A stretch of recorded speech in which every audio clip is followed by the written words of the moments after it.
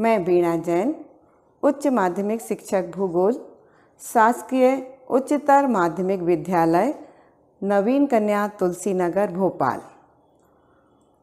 आज कक्षा 12वीं के प्रथम अध्याय मानव भूगोल, प्रकृति एवं विषय क्षेत्र के बारे में जानेंगे। भूगोल में पृथ्वी का अध्ययन होता है और पृथ्वी का अध्ययन के साथ साथ जब मानव का अध्ययन हो जाता है तो वह मानव भूगोल बन जाता है। भूगोल की दो शाखाएं हैं, भौतिक भूगोल और मानव भूगोल। और भूगोल विस्तृत अध्ययन है। विस्तृत अध्ययन के क्षेत्र में भूगोल का अध्ययन समाकलात्मक, अनुभविक और व्यावहारिक। जब भूगोल का अध्ययन समाकलात्मक रूप में, अनुभविक रूप में और व्यावहारिक रूप में होता है तो भूगोल एक विस्तृत रूप में धारण कर लेता है और किसी भी घटना अथवा परिघटना का जो दिक् काल के संदर्भ में परिवर्तन होता है उसका भौगोलिक ढंग से अध्ययन किया जाता है। आप धरातल को किस प्रकार देखते हैं? आपको लगता है कि पृथ्वी के दो प्रमुख घटक हैं। नंबर 1 घटक है प्राकृतिक, जिसमें पर्वत, पठार, मैदान या प्रकृति द्वारा बनी हुई सारी चीज़ें आती हैं, जिसमें मनुष्य भी सम्मिलित होता है। दूसरा है मानवीय घटक। मानवीय घटक में वह चीज़ें आती हैं जो मानव द्वारा निर्मित होती हैं, जैसे बड़ी बड़ी फैक्ट्रियाँ, रेलवे स्टेशन और मनुष्य द्वारा किए गए सारे सांस्कृतिक कार्यकलाप। तो मानव भूगोल और भौतिक भूगोल दो भूगोल की प्रमुख शाखाएं हो गई। यहाँ अध्ययन करेंगे हम मानव भूगोल का। तो मानव भूगोल भौतिक और प्राकृतिक एवं मानवीय जगत के बीच संबंध, मानवीय परिघटनाओं का स्थानिक वितरण तथा उनके घटित होने के कारण एवं विश्व के विभिन्न भागों में सामाजिक और आर्थिक भिन्नताओं का अध्ययन करता है। इस प्रकार हमें ज्ञान हुआ कि पृथ्वी के साथ साथ जब मानव के सामाजिक और आर्थिक भिन्नताओं का और मानवीय घटनाओं का वहाँ के स्थानिक वितरण के साथ अध्ययन होता है तो वह मानव भूगोल हो जाता है।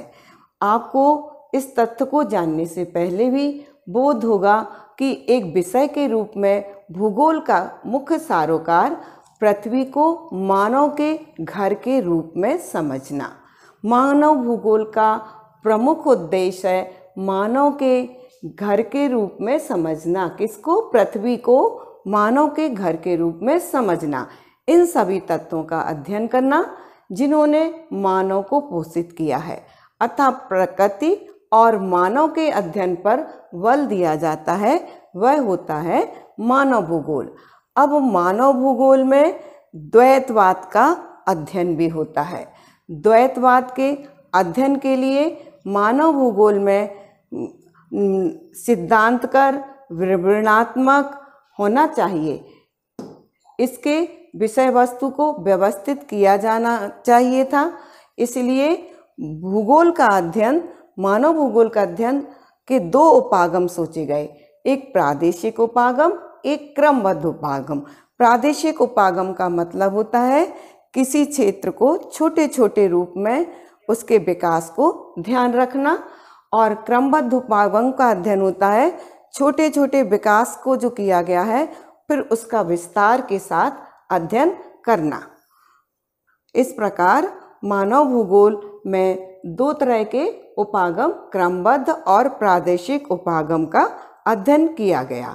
अब जानेंगे मानव भूगोल को रुचिकर बनाने के लिए, समग्रता से देखने के लिए भौतिक और मानवीय दोनों परिघटनाओं का वर्णन मानव शरीर की रचना विज्ञान के प्रतीकों का प्रयोग करते हुए रूपकों के रूप में किया जाता है।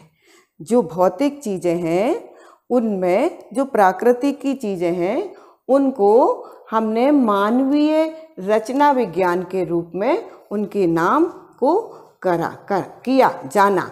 पृथ्वी के रूप में तूफान की आँख, नदी के मुख, हिम नदी की नासिका, जल डमरू मध्य की ग्रीवा, मृदा की परिच्छेदिका।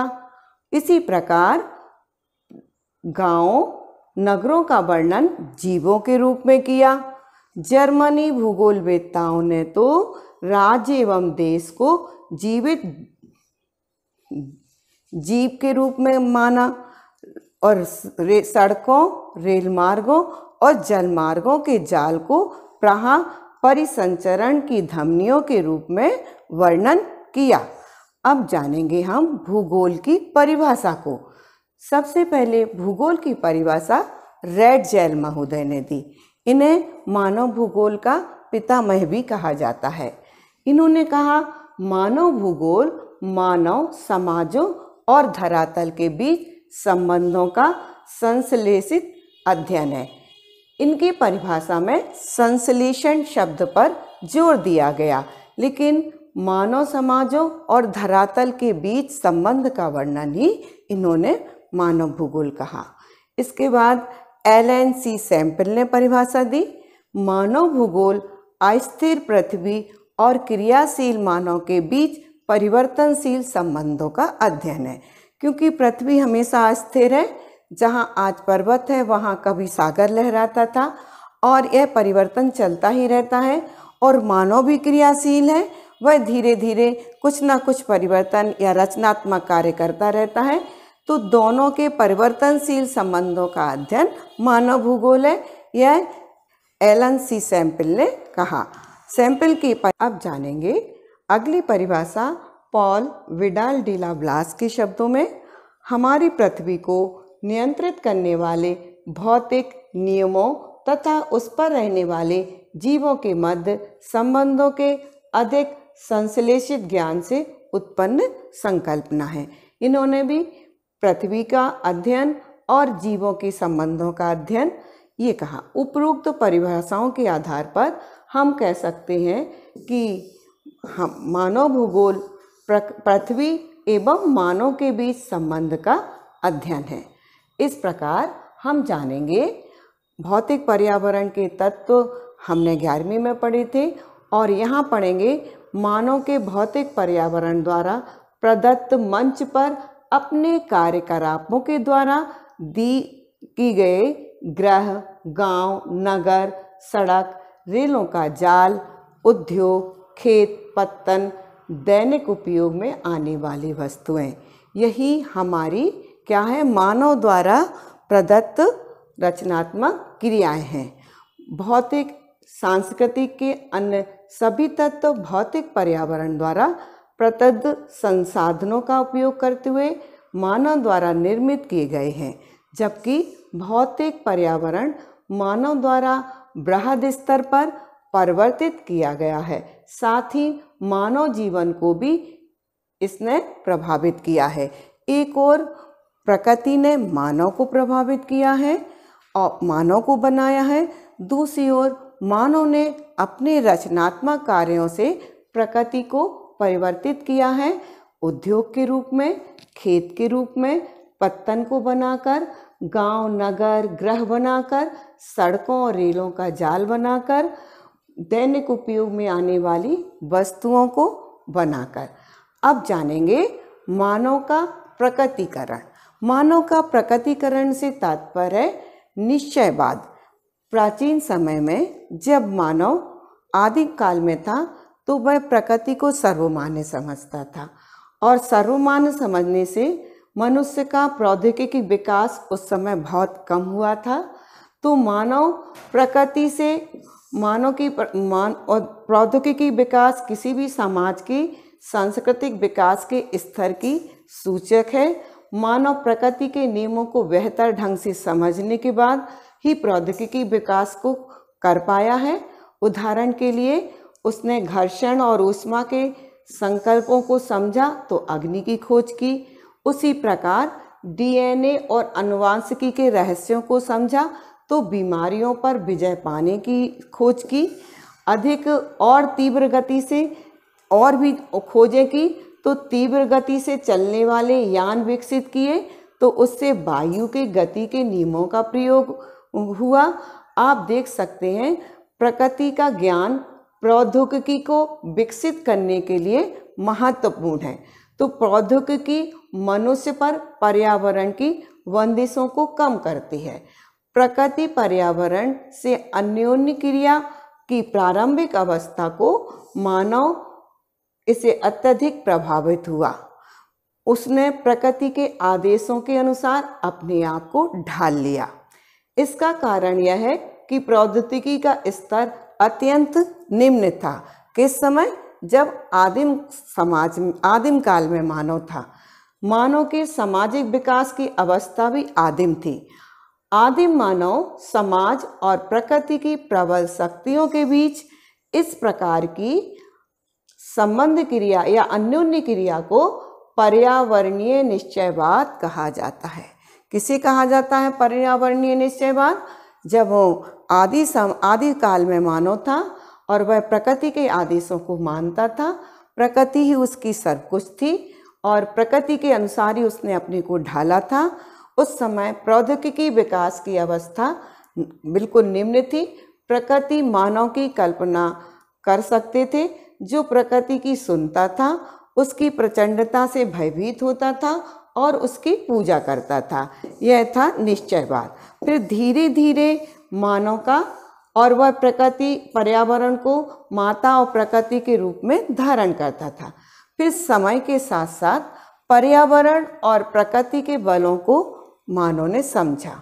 उसने अपने सामाजिक और सांस्कृतिक विकास के साथ साथ मानव ने बेहतर और अधिक सक्षम प्रौद्योगिकी का विकास किया। इसको हमने संभववाद नाम दिया। वे अभाव की अवस्था से स्वतंत्रता की अवस्था की ओर अग्रसर होते गए। पर्यावरण से प्राप्त संसाधनों के द्वारा उसने संभावनाओं को जन्म दिया। मानवीय क्रिया भू सांस्कृतिक भूदृश्य की रचना की। मानवीय क्रियाओं ने की छाप सर्वत्र मिली। उच्च भूमियों पर स्वास्थ्य, विश्राम स्थल, विशाल नगरीय प्रसार, खेत बनाए गए, फल उद्यान और मैदान बनाए गए, तरंगित पहाड़ियों में चरागाह बनाए गए, तटों पर पत्तनों का निर्माण किया, महासागरीय तल पर समुद्री मार्ग बनाए और अंतरिक्ष में उसने अपने उपग्रह छोड़े। सबसे पहले विद्वानों ने इसका नाम संभववाद का नाम दिया। जब प्रकृति को समझा और प्रकृति की भी संभावनाएं थी, उसमें अपने ज्ञान के माध्यम से प्रौद्योगिकी की विकास किया और प्रौद्योगिकी विकास के साथ साथ उसने पहाड़ों पर भी विश्राम गृह बनाए। उच्च भूमियों पर उसने फल के मैदान बनाए, खेत बनाए, चरागाह बनाए, सागर के अंदर भी मार्गों को विकसित कर लिया, अंतरिक्ष में उपग्रहों को छोड़ा और उनको स्थान दिया, तो उसका नाम संभववाद हुआ। प्रकृति के अवसर प्रदान करती है और उसका उपयोग मानव करता है तथा धीरे धीरे प्रकृति का मानवीयकरण हो जाता है तथा प्रकृति पर मानव प्रयासों की छाप पड़ने लगती है। इसमें एक कहानी आई है प्रकृति के मानवीयकरण की। टांडहाइम के शहर में क्या होता था? टांडहाइम एक शहर है, वहाँ पर बहुत ज़्यादा ठंड पड़ती थी और बहुत ज़्यादा हिम भी जमी रहती थी। महीनों तक आकाश में अदीप्त रहता था। वहाँ पर कैरी नाम की एक लेडी थी जो 8 बजे अंधेरे में कार से काम पर जाती और सर्दियों के लिए उसके पास विशेष टायर यानी विशेष प्रकार के कपड़े होते थे और वह अपनी शक्तिशाली कार की लाइटों से जलाए रहती और उस अपने सुखद कार्यालय में 23 डिग्री सेल्सियस पर कृत्रिम ढंग से गर्म कमरे में जाती और विश्वविद्यालय परिसर में वह काम करती। कांच के एक विशाल गुंबद के नीचे बना हुआ उसका विश्वविद्यालय था। वह गुंबद सर्दियों के हिम को भी बाहर से रखता था और गर्मियों में धूप को अंदर आने देता था। ताप को सावधानी पूर्वक नियंत्रित किया जाता था और वह पर्याप्त प्रकाश होता था। यद्यपि ऐसे रुक्ष मौसम में नई सब्जियां और पौधे नहीं उगते। केरी अपने डेस्क पर आर्टेड रहती और उष्णकटिबंधीय फल जैसे केला व कीवी का आनंद लेती। ये नियमित रूप से वायुयान द्वारा उष्ण क्षेत्रों से मंगाए जाते। माउस की एक क्लिक के साथ केरी नई दिल्ली में अपने सहकर्मियों से कंप्यूटर नेटवर्क से जुड़ जाती। वह प्रायः लंदन के लिए सुबह की उड़ान लेती और शाम को अपना मनपसंद टेलीविज़न सीरियल देखने के लिए सही समय पर वापस पहुंच जाती अपने घर। यद्यपि कैरी 58 वर्ष की है, फिर भी वह विश्व के अन्य भागों के अनेक 30 वर्षीय लोगों के से अधिक स्वस्थ और युवा दिखती है। यह किससे संभव हुआ? ये संभववाद से संभव हुआ। उसने प्रकृति के रहस्यों को समझा और उसमें अपनी तकनीकी से उस पर कुछ खोज विचार किया। और जो निश्चयवाद की बात की, उसमें भी मैं एक वेदा की कहानी आती है कि वेदा कहाँ रहता था। वेदा मध्य भारत के आबूझमाड़ क्षेत्र के जंगल में रहता था। उसके गांव में बीच में कुछ झोपड़ियां बनी हुई थी जहां पक्षी और आवारा कुत्ते भी नहीं पाए जाते थे, इतने इंटीरियर में था वह छोटी सी लंगोटी पहनकर हाथ में कुल्हाड़ी लेकर वन में सर्वे करता रहता था, घूमता रहता था। उसका कबीला आदिम रूप से स्थानांतरित कृषि करता था। स्थानांतरित यानी एक जंगल को जलाया, खेत बनाया, खेत किया, फिर वह अनुपजाऊ हो गया तो आगे के जंगल को जलाया, खेत बनाया और खेती की। इस प्रकार कार्य करता था। जंगल को जलाने के बाद जो राख थी उससे वह अपनी उर्वरकता, खेतों को उर्वरक रखता था। और चारों ओर खिले हुए महुआ के वृक्षों को देखकर वेदा बहुत ज़्यादा प्रसन्न होता था। वह महुआ, पलाश और साल के वृक्षों को देखता तो अपने बचपन को याद करता था कि इन्हीं वृक्षों ने मुझे आश्रय दिया है। वह सोचता था यह सुंदर ब्रह्मांड का एक अंग है और अपने को बहुत ज़्यादा सौभाग्यशाली समझता था। और वह तेज गति से दौड़ता था, नदी पर पहुंच जाता था। जैसे वह चुल्लू भर जल के लिए झुकता था, उसे वन की आत्मा प्यास बुझाने जैसी लगती थी और वह प्रकृति की हर चीज़ को बहुत ज़्यादा धन्यवाद देता था। वह अपने मित्रों के साथ गूदेदार पत्तों और कंदमूल फल को खाता था। लड़के वन में गजहरा और कुल्हा का संग्रह करने का प्रयास करते थे। ये विशिष्ट पादप है, इसका प्रयोग वेदा लोग औषधि के रूप में करता था। वह आशा करता था कि वन की आत्माएं दया करेंगी और उन जड़ी बूटियों को वह सीखता था और उनसे रोगों का उपचार करता था। और इसके बाद वह अपने नेत्र बंद करके स्मरण करता था, कठिन प्रयत्न करता था और अपने बुजुर्गों ने उन जड़ी बूटियों का जो उपयोग किया उसे वह ध्यान करता था और उसका उपयोग करके अन्य लोगों की सहायता भी करता था। एक दिन अचानक पत्तों की खड़खड़ाहट हुई।